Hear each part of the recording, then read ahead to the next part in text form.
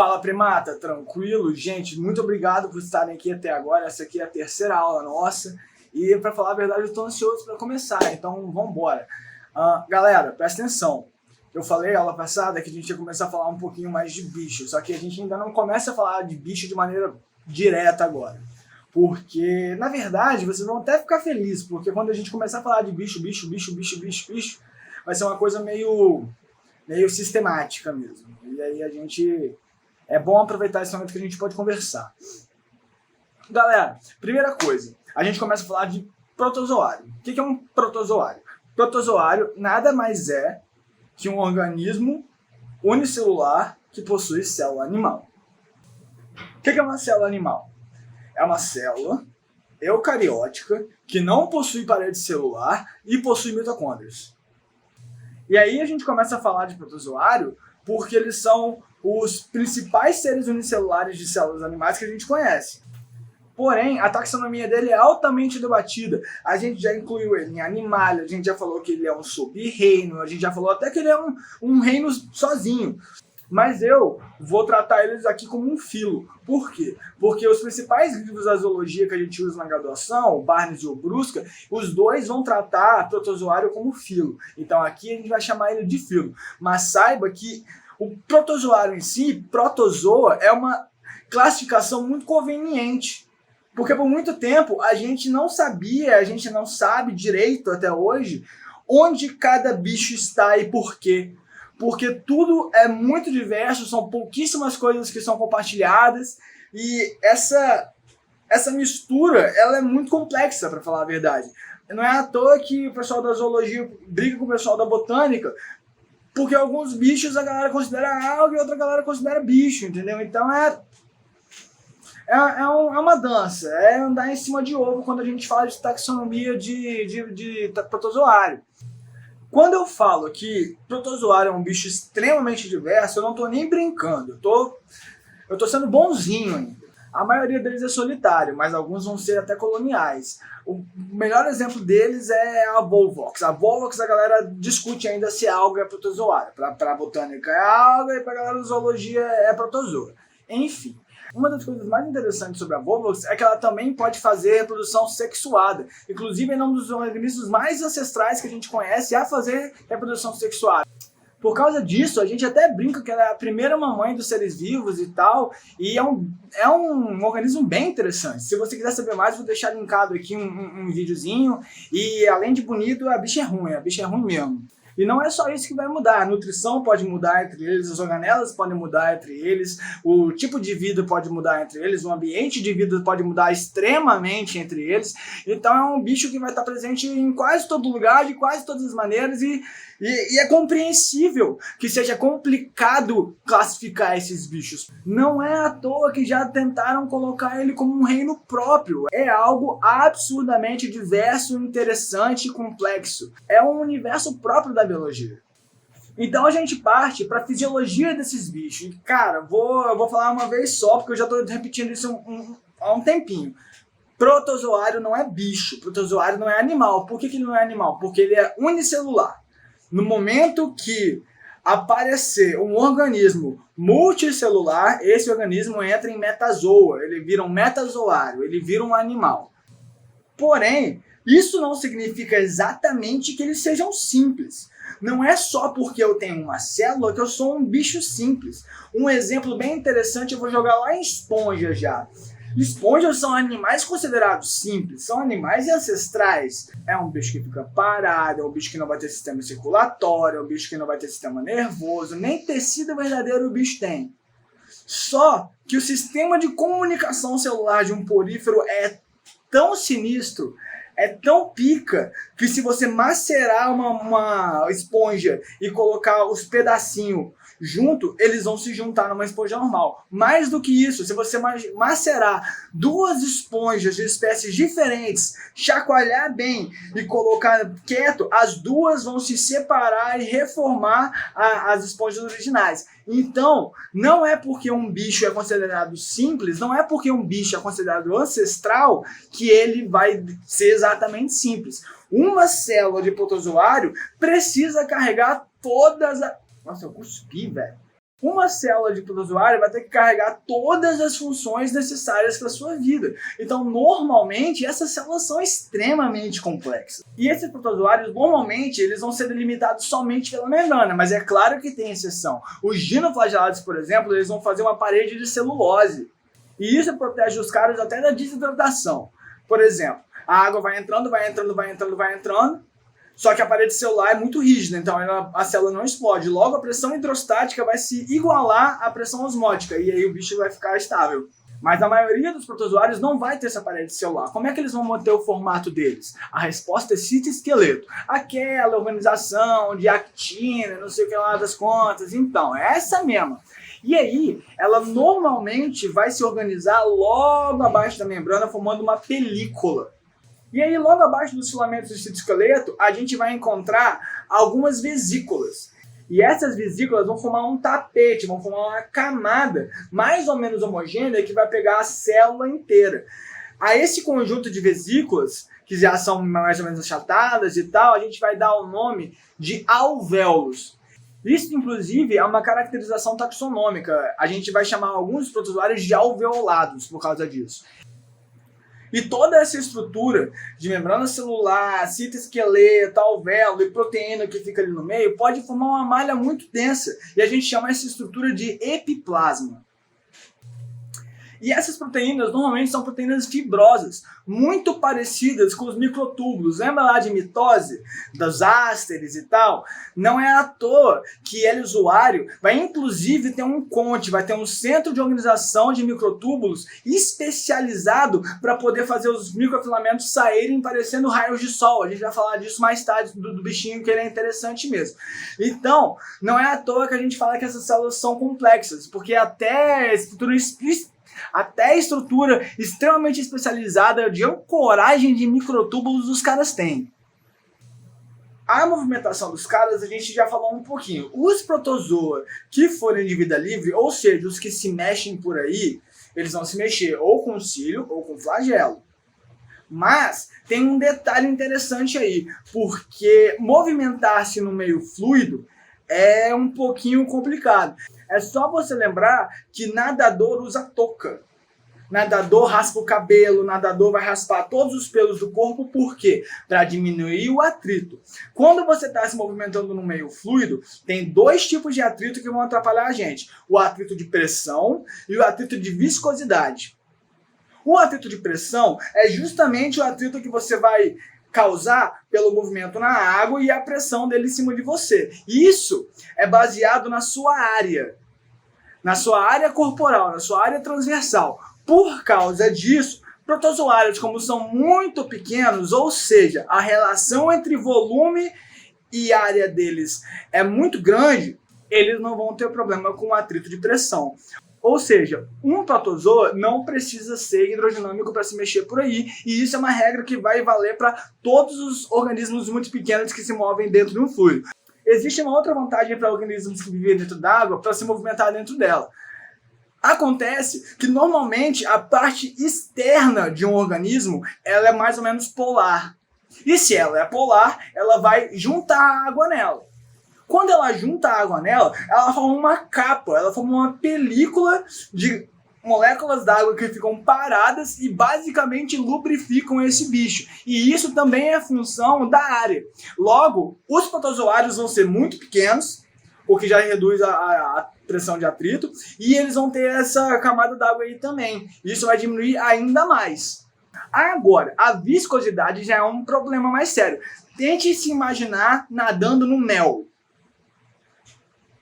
Não parece fácil para mim e parece, sei lá, meio chato de você tomar banho depois. Existe também a possibilidade de alguns protozoários, como as amebas, de se movimentarem por aí através dos seus pseudópodes. Em vez de fazer um flagelo bater por aí, ou um cílio pequenino bater por aí, ela literalmente forma braços com sua membrana e vai puxando a água, ela vai nadando dessa maneira. É bem legal de ver, na verdade.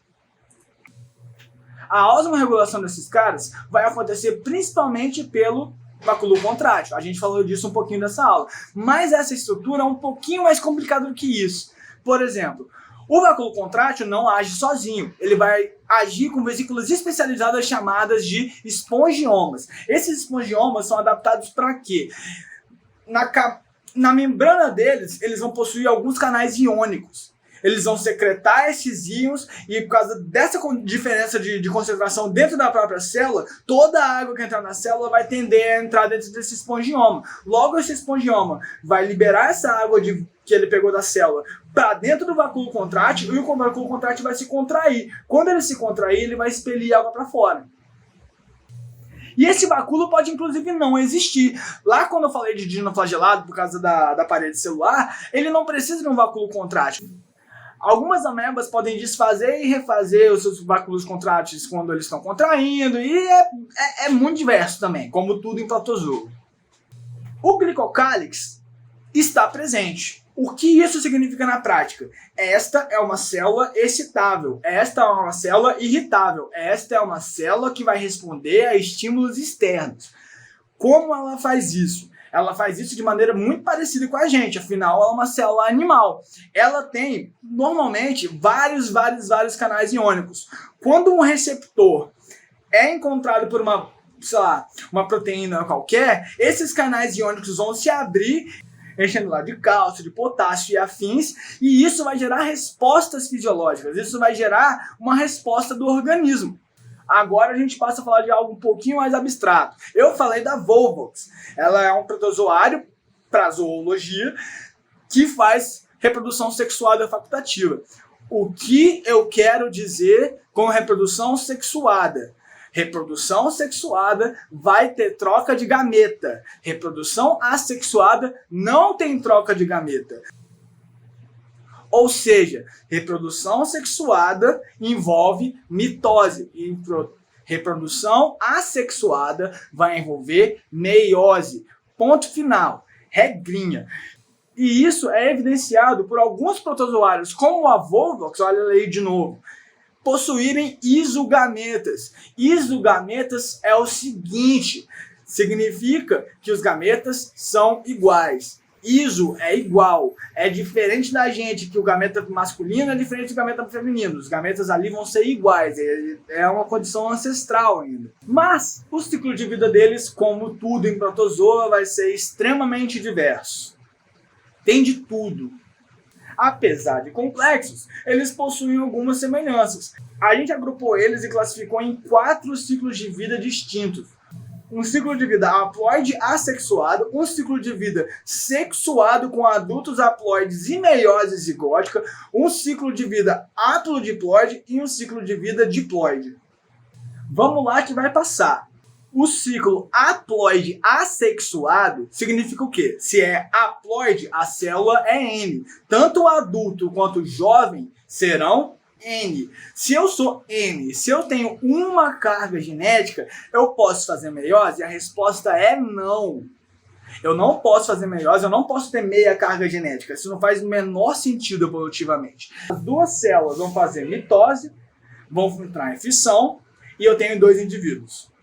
A gente acredita que esse é o ciclo mais ancestral presente nos protozoários. O segundo da linha da geração aí é o ciclo sexuado de adultos haploides e meiose zigótica. Jesus amado, que porra é essa? É fácil. Lembra que eu falei de isogameta? Isogameta, gameta. Gameta é célula germinativa. Célula germinativa, ela passa por meiose. Se o indivíduo é haploide, o indivíduo é M. Se ele faz meiose zigótica, em algum momento ele precisa ser 2N. Vamos lembrar da Volvox lá, que faz reprodução sexuada facultativa. Ela precisa criar um gameta. Já falamos que os gametas são isogametas. Então, a formação desse gameta só pode ser feita por mitose, porque ele é N. Agora, se ele é um gameta, a função de um gameta é encontrar outro igual e fazer a fertilização, a fecundação. Quando eles se fecundam, quando eles se fertilizam, quando eles se juntam, eles passam a ser 2N. Porque a carga genética que era unitária em cada uma das dos gametas, das células, ela passa a ser dupla agora. Logo, a gente precisa resolver isso. Qual é a maneira de reduzir a carga genética pela metade? Meiose. Meio vem de metade mesmo.